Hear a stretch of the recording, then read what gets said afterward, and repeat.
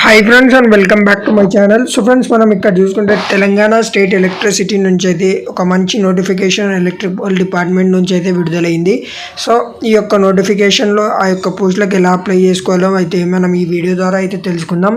మీరు నా ఛానల్ కొత్తగా అయితే నా ఛానల్ని అయితే సబ్స్క్రైబ్ చేసుకోండి. అలాగే మీకు ఈ వీడియో నచ్చినట్లయితే లైక్ చేసి షేర్ చేయండి ఫ్రెండ్స్.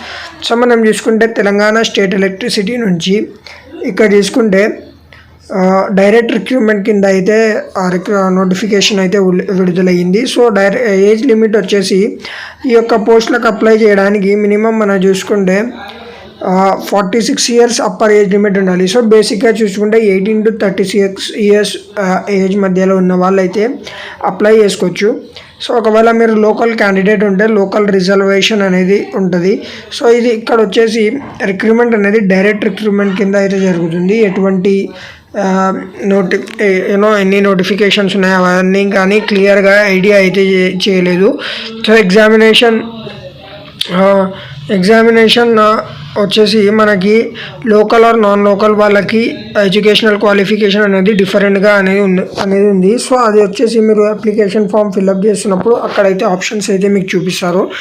నెక్స్ట్ మనం చూసుకుంటే ఒకవేళ మీరు ఆల్రెడీ ఏదైనా స్టేట్ కానీ సెంట్రల్ గవర్నమెంట్ కానీ public sector are power energy డిపార్ట్మెంట్లో ఎక్కడైనా వర్క్ చేస్తూ ఉన్నట్లయితే మీరు కూడా అయితే ఈ యొక్క పోస్టులకు అయితే అప్లై చేసుకోవచ్చు.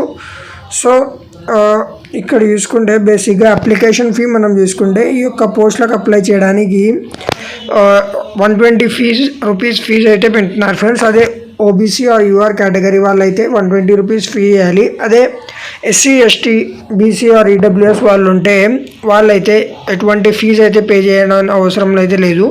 రిజర్వేషన్ వచ్చేసి ఏ క్యాష్ వాళ్ళకి ఎంత రిజర్వేషన్ అనేది ఉందో రూల్స్ వచ్చేసి గవర్నమెంట్ త్వరలో అయితే తెలియజేయబోతుంది ఫ్రెండ్స్.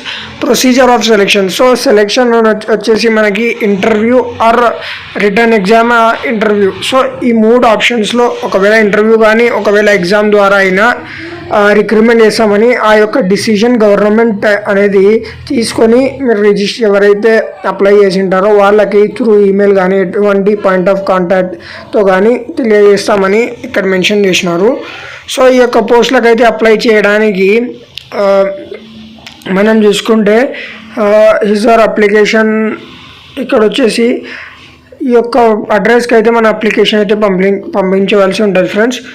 ఈ యొక్క అడ్రస్ ఏదైతే మెన్షన్ చేసినారో ఆ యొక్క అడ్రస్కి అయితే మేము మా యొక్క అప్లికేషన్స్ అనేది పంపించవలసి వస్తుంది. అప్లికేషన్ ఫామ్ బేసిక్గా చూసుకుంటే ఇక్కడ చూసుకుంటే మీ నేమ్, మీ SSC, date of birth as per SSC, మీ ప్లేస్ ఆఫ్ బర్త్, డిస్ట్రిక్ట్, ఒకవేళ మీరు ఇన్ సర్వీస్ చేసి ఉంటే ఆ యొక్క ఇన్ఫర్మేషన్. నెక్స్ట్ మీ అకాడమిక్ క్వాలిఫికేషన్స్, ఒకవేళ మీకు ప్రొఫెషనల్ ఏదైనా ఎక్స్పీరియన్స్ ఆల్రెడీ ఏదైనా ఎలక్ట్రిక్ డిపార్ట్మెంట్లో పనిచేసి ఉంటే ఆ యొక్క ఎక్స్పీరియన్స్. ఫైనల్గా డిక్లరేషన్ అనేది మీరు సైన్ చేసి ఆ యొక్క డాక్యుమెంట్స్ అనేది పైన మెన్షన్ చేసిన అడ్రస్కి అయితే పంపించవలసి ఉంటుంది ఫ్రెండ్స్. సో ఎడ్యుకేషనల్ క్వాలిఫికేషన్స్ బేసిక్గా అయితే చూసుకుంటే 10th పాస్. ఇంకా మరి ఆ యొక్క నోటిఫికేషన్ డీటెయిల్స్ తెలుసుకోవాలంటే ఆ యొక్క వెబ్సైట్ ద్వారా అయితే వెళ్ళి మీరైతే తెలుసుకోవచ్చు. ఇలాంటి అప్డేట్స్ కోసం నా ఛానల్ని అయితే సబ్స్క్రైబ్ చేసుకోండి friends. Thank you. Have a nice day.